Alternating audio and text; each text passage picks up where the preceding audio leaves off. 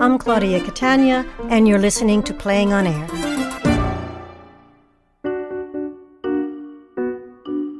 You are about to hear Inside Voice, written by Kate Robin, whom you will also hear playing the role of Nina. Her other plays include Anon, Intrigue with Faye, and What They Have. For TV, she has produced One Mississippi, The Affair, and 6 Feet Under. Directing is Rebecca Taichman, a frequent director at regional and off-Broadway theaters such as La Jolla, the Oregon Shakespeare Festival, the McCarter, Playwrights Horizons, Lincoln Center, and Classic Stage Company. Patch Darragh joins Kate in the cast. On Broadway, he was in Our Town, and he is a regular performer off-Broadway and regionally.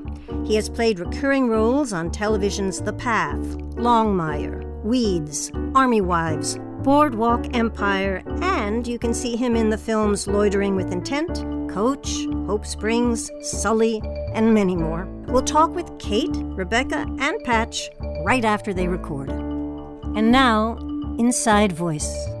We are at an indoor play area in a children's museum. Near the play area is a woman intently watching her child.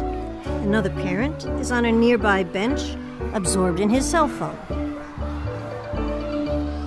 I see you! Oops! Your little friend is screaming. Excuse me, is she yours? Oh. You okay? Okay. She's okay. Sorry. I always think things are worse than they are. Yeah, I go the other way, I think, until it's too late. Oh, well, it's hard to be perfect. It's impossible. I guess. It is. I know, but you can always be better. Maybe. But maybe we're doing the best we can. I always wonder about that. I mean, not just with my son, but in life. I think we could all do a little better. Maybe. I just mean, couldn't the world be a lot better? Well, definitely. So... I don't know. We're limited. But no one really tries as hard as they could to change, to evolve. Do you? I do. I try. That's great. Very hard, but I could try more. I could read more. I could be more patient, definitely, a lot more. I can make better choices. But maybe you're making the choices that are right for you. I'm not, though. And neither is anyone else. Well... I mean, look what's happening out there. Civilization is totally breaking down. Yeah. Everyone's just yelling at each other or ignoring each other, plugged into whatever it is that isn't really happening. Right. And meanwhile, the planet is just... Yeah. shuddering. Just swelling and sweltering and flooding and storming, and we all just go deeper into our screens, just flatter. We get more and more flat, tuning it all out with antidepressants and blaming our psychic fatigue on gluten. Oh, gluten. I mean, I know some people are really like celiac or whatever, and obviously the wheat has been genetically modified into like cardboard, so God knows it's not easy to digest. Mm-hmm. But I just think for most people, the exhaustion, the constipation, the bloating, it's just from denying reality every day. Bloating from what? Denying reality. It's just shutting down our systems. Which reality? The end. The decline of everything. Oh, mm-hmm. The decay, the toxins. You can't even talk to people about what's in their meat, their milk, the chemicals and the bleach and the fecal matter they're feeding their kids. Right. Everyone's so obsessed with protein. They just say, I can't. I need my protein. I don't want to know. I don't want to know. I mean, what kind of existence is that? I don't want to know. Aren't there things you don't want to know? No. Okay. People just want to vilify carbs. They'd rather eliminate wheat than eliminate assault weapons, you know? Yeah, maybe they do what they can. Well, yes, but maybe they can do more than they think they can. Have you tried eliminating gluten? No. It's incredibly difficult. Yes, you caught the ball. She threw the ball at you and you caught it. I think you were surprised you can catch the ball. He's never... Oh, sorry. You're texting. Okay, what? You're texting. Sorry. Oh, no, I sent it. Yeah, okay. Oh, you're not on antidepressants, are you? Me? No. Do I seem depressed? A little, maybe, but I think that's good. You should be. We all should be. I just want to to make sure I hadn't offended you. Offended me? When I said everyone's on antidepressants tuning it all out? Oh, yeah. No, you didn't offend me. I mean, I'm not on them. Yeah, you don't really have that calm, detached quality that only people who are medicated have. Thanks. Do you take anything to sleep? No. You sleep well? Not always. I'm okay with being awake. Oh, I love that. Yeah? Okay with being awake is like the ultimate. Okay. God, it's nice to meet someone else who's unmedicated. Sometimes I feel like I'm the only one. It's kind of like being the only woman without Botox. I mean, in certain circles, obviously, but it just makes me feel like I'm at a disadvantage. You know, having to feel things fully or look like who you really are. That always freaks me out when people get fillers and whatever frozen face muscles and they say it's such a relief to look like myself again. And I'm like, you were the one with the wrinkles, sweetie. That was actually you, the one who had kids and felt pain and didn't get enough sleep because you were trying to be good at everything.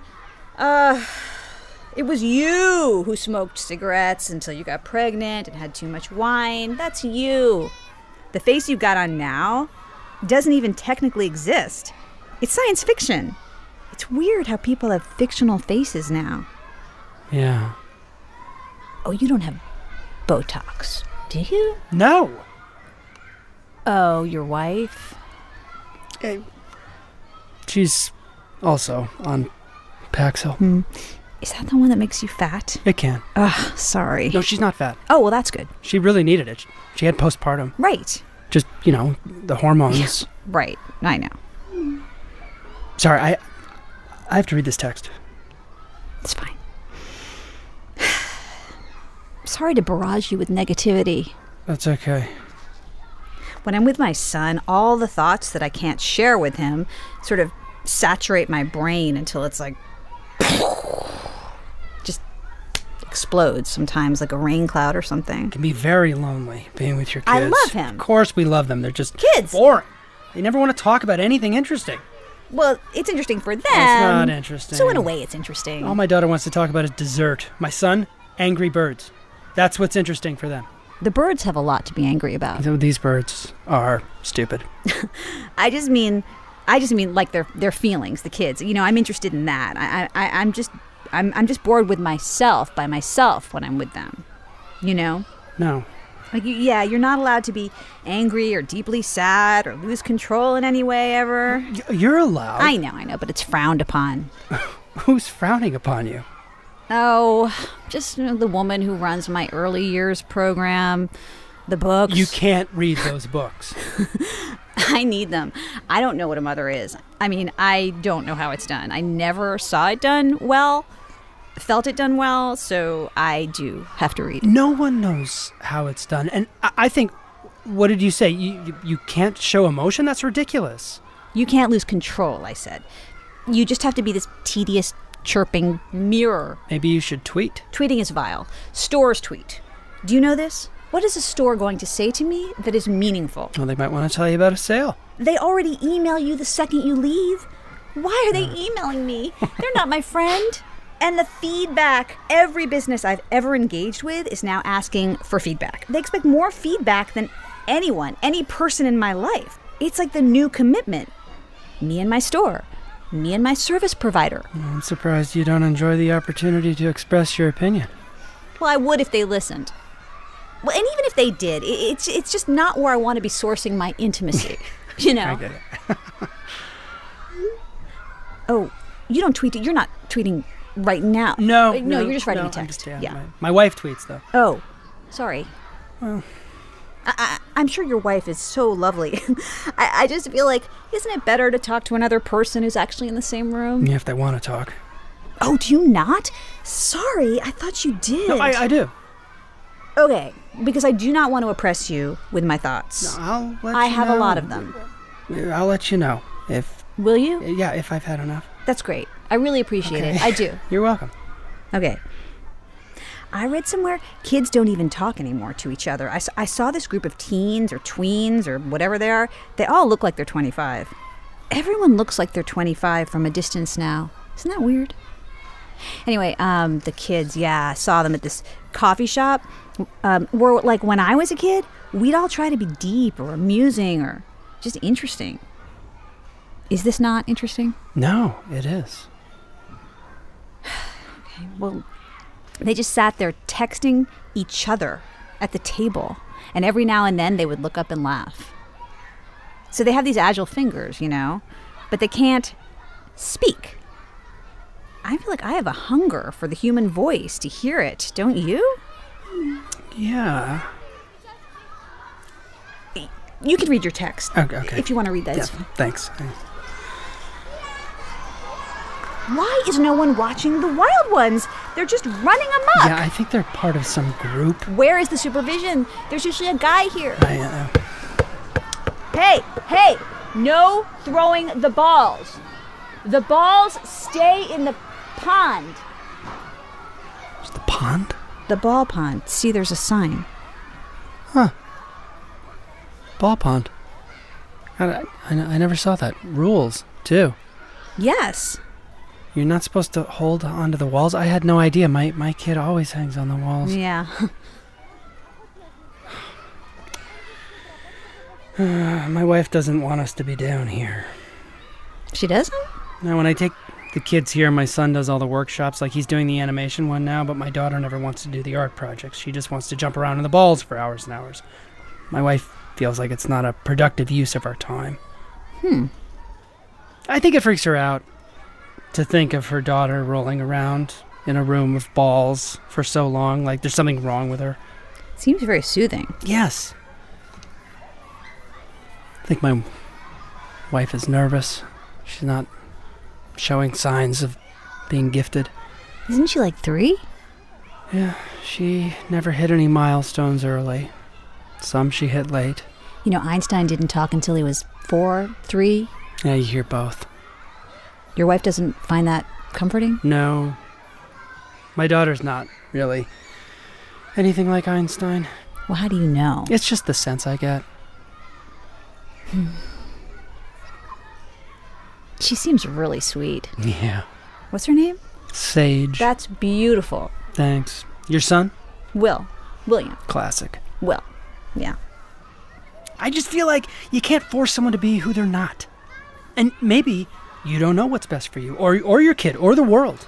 Maybe what you think is bad for you is exactly what you need to get you to the next place. Even if the world is ending, maybe, or the human race ending, it's the best thing. Well, it's not good for humans. Maybe. Who knows? Right. Good, bad, who knows? What is that a thing? Yeah, the farmer in India or China or somewhere. Yeah, he has a horse, and the horse dies, and all the neighbors say, this is so terrible. Oh, no, wait, no. The farmer has a horse. He's one horse to plow the fields. He's poor, and the horse escapes, and the farmer and his family have no livelihood, and all the neighbors come and say, oh, this is so terrible. And the farmer says, good, bad, who knows? And then a few days later, the horse comes back with a whole pack of wild horses he connected with in the mountains. And so now the farmer and his family are rich because they have all these horses, and all the neighbors are like, this is such great luck. And he says, good, bad, who knows? Then the farmer's son is taming the horses, and one of them throws him off, and he breaks his leg. And all the neighbors, such bad luck. And he says, good, bad, who knows? And then war breaks out, and all the able-bodied young men have to go fight, but the farmer's son doesn't have to because of the broken leg. And all the neighbors say, this is such good luck, and the farmer says, good, bad, who knows? So you do know it. I know it now. I heard it in a yoga class like 10 years ago, and it really stuck with me. I find it impossible to implement. But that's a good fable. Yeah. It's my wife. There's some Hungarian dance festival she wants me to take them to in Queens. Oh, is that today? What? You'd go to that? Yeah, I'd think about going, plan to go, then forget when it was, or just be too tired to go, honestly, and then hate myself for being a bad mother who never exposes my child to exciting cultural events. Yeah, this isn't going to be an exciting cultural event. It's just going to be some loud, chaotic... Possibly violent. You really do think things are worse than they are. No, I don't. It is violent out there. No, just what you said earlier, something like you think things are worse than they are. Well, no, I think things are worse than most people want to believe they are. Well, that's not what you said, though. Huh. Well, it's what I should have said. Maybe. Sage, 3 minutes. Oh, your son's really social. Yeah, he's desperate to connect. It's painful sometimes, actually.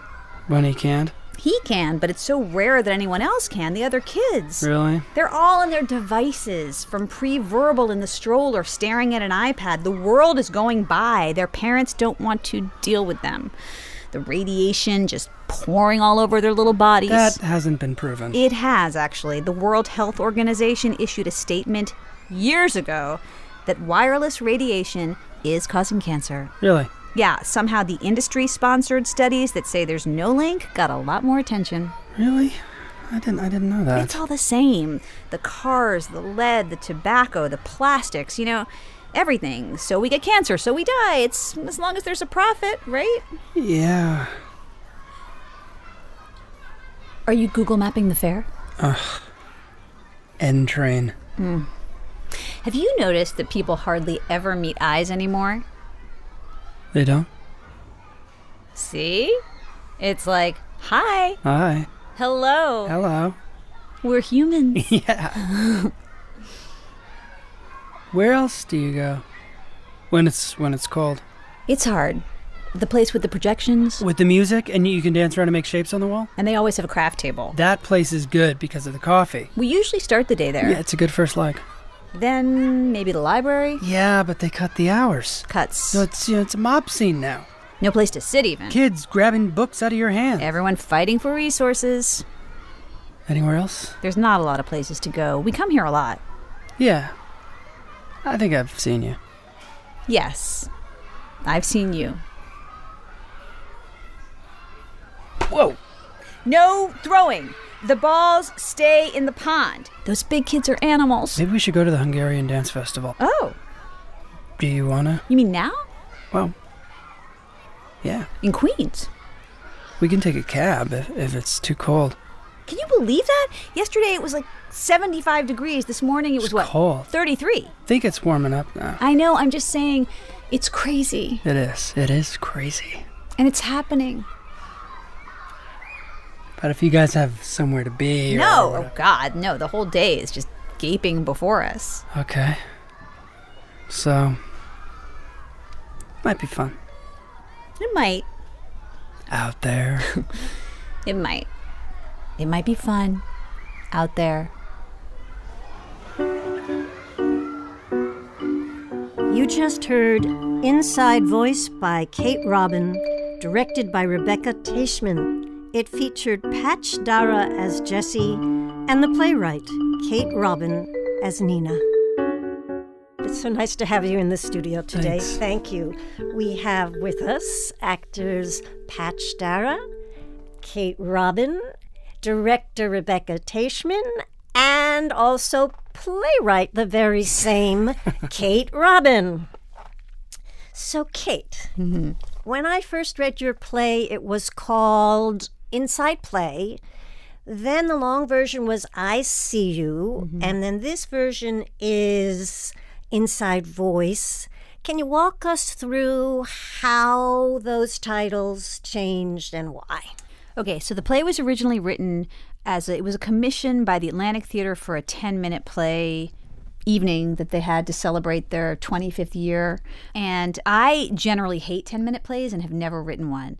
But I felt that it was a worthy moment. And so I thought, well, I'll try it. And I did. And so the first title that I, came up with was Inside Play, referring to when kids can't go outside because it's cold, so they play inside. And also, of course, it's a play on the word play. So clever. Yeah. But I sort of hated that element as well. And that it was sort of clever-ish, but not clever at all. And then the 10-minute play was very inspiring to me, and so I wrote a full-length play right afterward. And I was so interested in what the relationship was going to be between these people. And so that became the play I See You. And I think that title works for the full-length play, but it doesn't really work for the shorter play. Also, I wanted to distinguish the two. I didn't want to use I See You. It was a different entity and didn't really work as well. And I thought, well, I have the loudest two children that have ever been children. They really are. I mean, they're wonderful. They're very, very loud. And I will say, just parenthetically, that my son, when he was born, the nurse told me he was the loudest baby at Cedars, maybe ever. Wow. Yeah, he's like Owen Meany. He had, anyway, so there's often talk of an inside voice, although I actually don't love that phrase and I don't use it. But a lot of mothers do use it, perhaps even when addressing my own child, to use their inside voice, which is a quieter voice. And then, of course, also there's, it's a somewhat resonant phrase to do with our own inner life of the adult. That's right, the inner life of the adult. In your play, the character Nina says we can always be better, and Jesse answers, we're doing the best we can, and so forth. Which of the two characters do all of you relate to more? I'm going to say both. I was going to say that too. Tragically, it feels like both are simultaneously true. Right. In a way, I long to believe I'm already doing the best I can, and I sort of tragically acknowledge that really there's much, much more I should be doing simultaneously. Right, and from the flip side, there's also that you feel you should be doing better when you're only doing as well as you can. So you can't really necessarily do better than you can. Right. No, true. I mean, we're at a particular moment in this country where I I go and read the paper at night and think like, what in the world can I do? Right. There must be something that we can do. Right. And it's like, it's this, you hit a wall. Right. But just go on Facebook. Right. I do that a lot. Mm-hmm.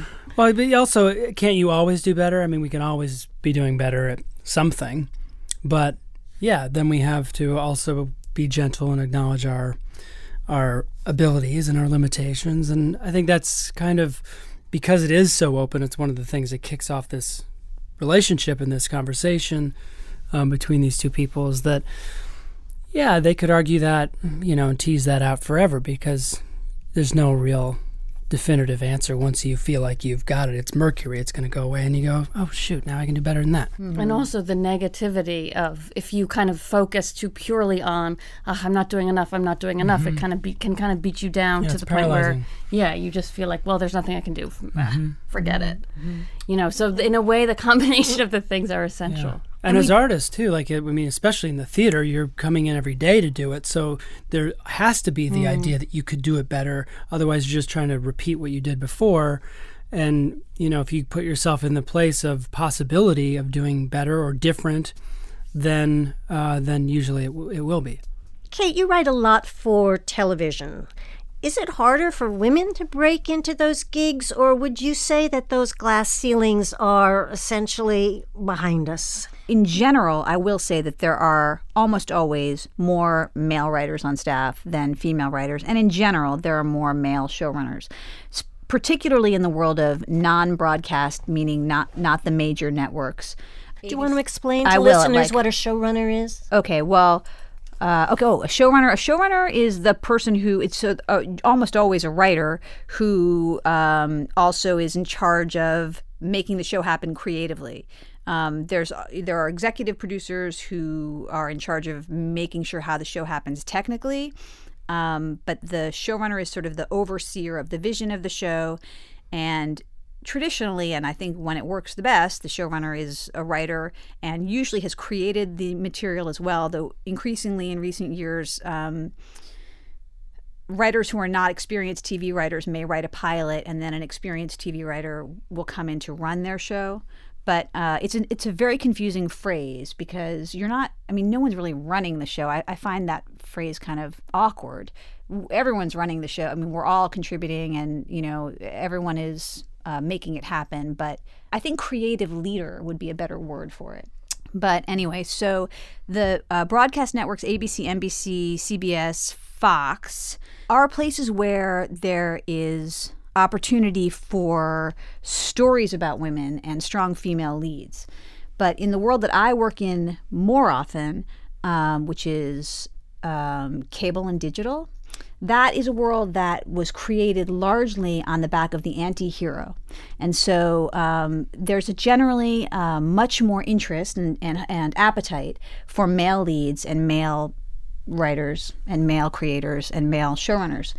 That's fascinating. Yeah. Yeah, and that's just been a reality that I have struggled with because I want to do shows that are dimensional and layered in the way that cable shows are and digital shows are, but I tend to want to write about women.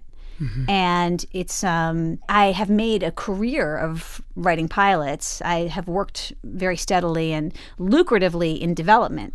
But in terms of getting shows on the air, if you're not really about a guy, or there's definitely room for women who are mocked and humiliated and also sexually exploited. I think there's a lot of room for that. But to have a strong, complicated female lead in the cable space is tricky, especially if she feels real and isn't sort of stylized. Rebecca Taichman, I remember an article I think I read about you. You said, I do best when I'm scared.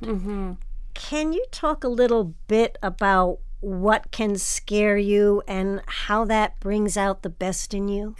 There's something about being sort of challenged to the core and on multiple levels, where if I read a play and I think this is an incredibly powerful, moving piece and I have absolutely no idea how to do it, it usually leads to the most kind of rigorous, challenging, and ultimately very intuitive process, because it's mysterious.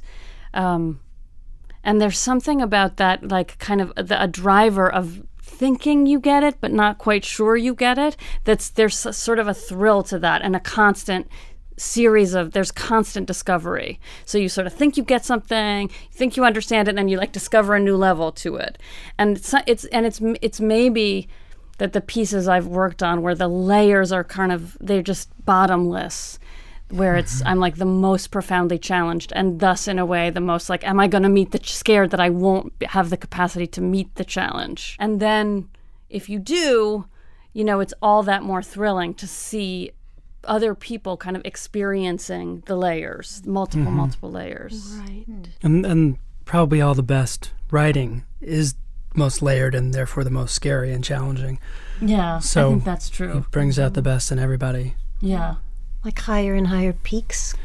Yeah, and just, again, especially in the theater where repeating it, how do you do something 200 times? Well, because you go, oh my God, 60 performances in, this thing happened, and it blasted open this whole other room to the structure we didn't even know was there. I think complacency or sort of comfort yeah. can be a little numbing, and that there's something about sort of live discovery. It's disarming. You don't know where the next step is totally going to take you, that has a sort of theatrical impulse in it. Patch Darragh, do you do best when you're scared? I'm always terrified, so let's hope. In what state do you do your best work? Let's put it that way. No, I actually being scared is not good. I think there's actor relaxation that you need to feel that you in some way don't really care about the outcome, that you don't feel like there's this thing you have to do or have to hit, that you can feel very free, that anything can happen. But scared in a larger sense, that makes you be disciplined and makes you do the work outside of the moment, the analysis and the preparation. That again, I think the scared, it's a hard thing to qualify or quantify. I don't know, the emotion of fear versus excitement. I mean, I'm excited, I'm nervous, but I feel very alive, and that makes me feel good. So to me, that's kind of all wrapped up in one, and I think it can be a powerful emotion, and it can Yeah, I guess the answer is yes. In a way, I think the choice of word is poor on my part, because really I don't like scared means cowering or something. Right. Maybe more exhilarated. I think challenge. Like when I'm most deeply challenged. Right. Yeah. And in doubt, in a sense, in like not knowing, like curiosity, not knowingness, and like openness in a state of like desire to learn. That it gets the unknown, right? We automatically assume is fear because that's instinct, but you get more comfortable being there, and then you go, oh, actually, that's where you want to live all the time. Right. Well, and fear can be a terrible motivator because it can paralyze you. It can stop you from going into dangerous or make you do choices or make you do stupid things. So I think it's more what I really meant was when I'm most like profoundly challenged. Is when I've done the work that excites me the most. Yeah. In the play, Nina's on a roll about the velocity with which our world is changing. Is that a theme that inhabits a lot of your work? Yes. It's become the central theme, I would say, for my last several plays. Right. And I would also say that it's not even so much about the information age as a phase. I would say it's literally about the end of the planet, which is not a phase, which is perhaps indeed an end. And that's something that I feel like we know, but we don't want to know. And when you pause to fathom it, it's there's nothing bigger than that. There's nothing bigger than that, and you know, and it's and yet we go on with our wants and our needs, and we have to. And because I think there's such a desperation to believe it's fake, you know, that it's like a siren call. It's so dangerous. You know, it's so terrifying to look at that we kind of desperately want to live in a state of denial about it. That thing that you capture right at the end there, where they are going to go on this play date and that it might be fun. It's a little bit like, you know, playing as the Titanic sinks, but might be fun along the way. Right, exactly. You know? Yes, indeed. Less plastic. Right. Well, on that somewhat less I tried to steer it around. Sorry. apocalyptic note, Might be fun out there. Out there. And it also I want to thank you all for joining us, and I hope you'll join us again. Anytime. Rebecca Taichman, director, Patch Darragh, who played Jessie, and of course, Kate Robin, who played Nina and wrote this play, Inside Voice. You've been listening to Playing on Air, great American short plays with great American actors. Theme and play music by Tom Cochan. Recording and sound design by John Kilgore. Associate producer, Sasha Spitzer. Literary and development associate, Lucy Fleming. Social media and outreach, Bonnie Antosh. Distributed by PRX, Public Radio Exchange. We invite you to visit our website at playingonair.org, where you can stream short plays and find information about our artists and plays. Join us on Facebook or Twitter, and subscribe to our podcast on iTunes. While you're there, leave us a review. We value your opinion. For Playing on Air, I'm your host, Claudia Catania. Thanks for listening.